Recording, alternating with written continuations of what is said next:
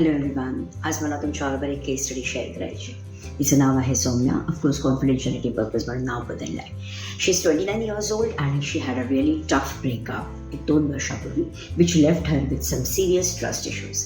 आता ती परदेशात राहते आणि काम करते. तिने प्रेमाला पुन्हा एक संधी देण्याचा निर्णय घेतला आहे. She is been dating online, but प्रत्येक नवीन भेटीवर तिच्या भूतकाळाच्या जखमा पुन्हा उघडतात, making it hard for her to trust again. Even though she tries hard so much, she goes with the confidence and everything, but still she is in the same loop. She repeats the same pattern.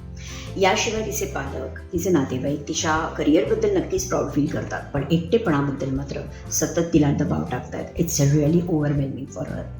Recently तिने मला मदतीसाठी संपर्क साधला आहे. We have just started working on rebuilding her confidence and trust step by step. But here is a quick question for you. तुम्ही जर तिच्या जागी असता तर तुम्ही काय केलं असतं? Would you take the risk and put yourself out there again?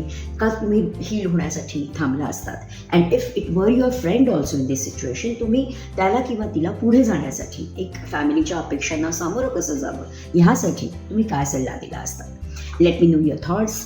Just drop in the comment box, and I would really like to interact with you. After all, you are a smart millennial. You know better. Love you.